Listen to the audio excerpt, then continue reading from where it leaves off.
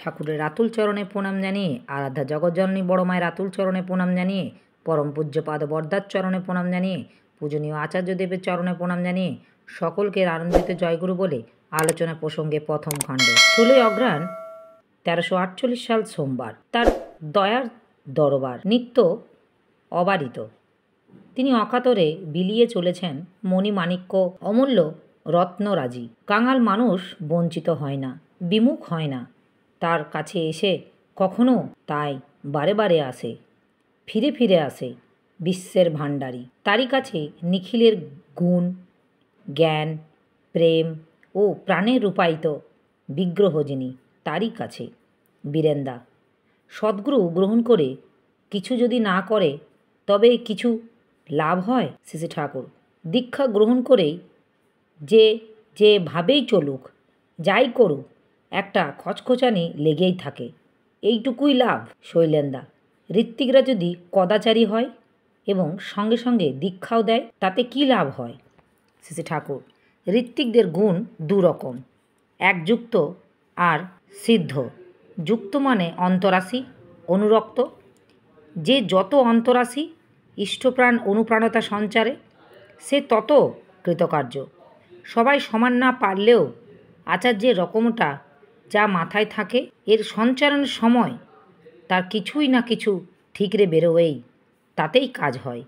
তবে কদাচারী হলে অন্তর্স্থিত দীপনায় নিষ্প্রভ হয়ে যেতে থাকে, তখন অন্যের প্রাণকে ভালো করে স্পর্শ করতে পারে না। প্রশ্ন: ঋত্বিক বই দেখে একজন যদি তা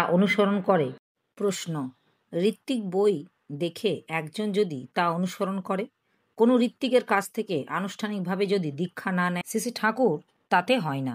একজনের কাছ থেকে প্রেরণা সংঘাতটা পাওয়া দরকার, সেইটুকুই আদর জিনিস। ধৈর্যটিদা। কোনো বিষয়ে মানুষের অনুরাগ কোথা হতে আসে? শ্রী ঠাকুর। যে যেমন সহজাত সংস্কার প্রকৃতি নিয়ে জন্মায় এবং তার মধ্যেও যেটাই আবার পোষণ বেশি পায়, তার সেইটেই প্রধান হয়ে ওঠে। তাই শুধু জন্মগত সংস্কার থাকলেই হবে না, সেই সংস্কার উদ্বোধনের জন্যই আবার উপযুক্ত পারিবেশিক প্রেরণা চাই। এই পারিপার্শ্বিক প্রেরণার অভাবে, সুযোগ সুবিধার অভাবে মানুষ আরও অন্তর্নিহিত অনেক কিছুই সম্ভবতা সম্বন্ধে সচেতন হতে পারে না। তাকে বাস্তবায়িত করা তো দূরের কথা। প্রফুল্ল। জন্মের ব্যাপারে শুক্রাণু ও ডিম্বাণু ক্রিয়া এবং আবেদনের কথা বোঝা যায়, কিন্তু বাইরের একটা বায়ুভূত আত্মার সঙ্গে শুক্রাণু ও ডিম্বাণুর সম্পর্ক ও সংগতি কি বা কোথায়? শ্রী ঠাকুর। স্ত্রীর যে ভাবধারা ও যেমনতর সাড়া দ্বারা পুরুষ স্ত্রীতে আনত হয়, পুরুষের মস্তিষ্ক কেন্দ্রও তেমনভাবে উত্তেজিত হয়। আবার সেই সময়ে ওই ভাবের সীমার মধ্যে যত আত্মা এবং ঐক্যতানিক সূত্র থাকে, তারা এসে হাজির হয়। এই অণ্ডকোষের মধ্যেই যে সমস্ত শুক্রাণুকোষ থাকে, সেই সময়ে সেগুলি শক্তিসম্মত হয়ে জীবন পায়। অর্থাৎ ওই আগত জীবাত্মাগুলি শুক্রাণুকোষকে জীবনে নিয়ে চলনশীল, নরনশীল, সজীব করে তোলে। মানুষের শরীরের মধ্যে তখন একটা আঙ্কুচনের ভাব হয়। তারপর স্ত্রী পুত্রের মিলনের সময় তারা ডিম্বাণুর সঙ্গে মেশার জন্য ছুটে যায়। স্ত্রীর আবার স্বামীর ভাবভঙ্গি থেকে, আচার ব্যবহার থেকে যেমনভাবে প্রবাহিত হয়, ডিম্বাণুও তেমনতর প্রভাবিত হয়, আর ভাবভূমির ভিত্তিতে দাঁড়িয়ে। অবশ্য পুরুষও যে স্ত্রীর ভাবের দ্বারা প্রবাহিত হয়ে থাকে, সেই কথাই তো পূর্বেই বলেছি।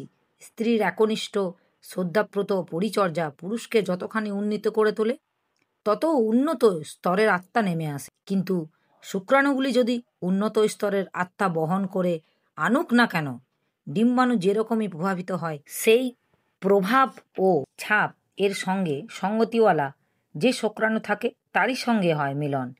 যেন খাঁজে খাঁজে পড়ে গেল, আর ফাঁক রইল না। শুক্রাণু ডিম্বাণুর সঙ্গে মিশে একটা গোটা সত্তা হয়ে গেল। তারপর কোষ বিভাজন আরম্ভ হলো। সামগ্রিকভাবে হলো ছেলে। পুরুষ ও নারী স্বভাবতই যদি ঊর্ধ্বমুখী না হয় বাস্তব জীবনে, তবে কিন্তু বুদ্ধি করে ওই সময় উচ্চ ভাবভূমি থাকতে পারে না। তাই পুরুষের ইষ্টনিষ্ঠ চলন ও স্ত্রীর ইষ্টানুগ স্বামীভক্তির উপর অত জোর দেওয়া হয়। তবে স্বামী স্ত্রী উভয়ের মধ্যে একটা পারস্পরিকতা চাই, সংহতি চাই, গভীর প্রীতি চাই।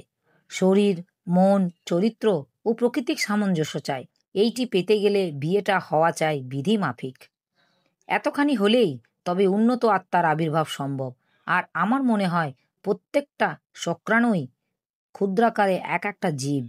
ও নষ্ট করা মানে ক্ষুদ্রাকারে একটা মানুষ মেরে ফেলা। আমাদের বোধশক্তি ও মমত্ববোধ জাগলে তখন আর অযথা নিষ্প্রয়োজন নিজের সুখের জন্য, ইন্দ্রিয় পরতৃপ্তির জন্য লক্ষ লক্ষ শুক্রাণু নষ্ট করে অতগুলি আত্মাকে মারতে পারবো না। নিজের জন্ম নিতে এসে বারবার যদি অমন করে মারা পড়ি তখন কি অবস্থা হয় সেই কথা চিন্তা করে শিউরে উঠব। অবশ্য ডিম্বাণু যে সাধারণত একটার বেশি শুক্রাণু গ্রহণ করতে পারে না এবং একটা জীবনকে রূপায়িত করে তোলার ব্যাপারে যে বহু শুক্রাণু জীবাণুহতির প্রয়োজন হয়ে পড়ে, প্রকৃতির এই বিধানের উপর তো কোনো কারো হাত নেই। তাই প্রজনন কল্পেও ছাড়া অন্য কারো শুক্রাণু যথাসম্ভব নষ্ট না করাই উচিত। তুমি আমি সবই তো জীবন্ত শুক্রাণু, প্রত্যেকের উপর দাঁড়িয়ে গজিয়েছি। ওই আজ কত কথা কইছি, ঘুরছি ফিরছি, হাতি ঘোড়া মারছি। তুমি যে দশা পছন্দ করো না, অনর্থক সেই দশা ওদের ফেলবে। ওরাও যে তুমি। উপস্থিত দাদা, ভাই, বোন, মায়েদের আমার আনন্দিত জয়।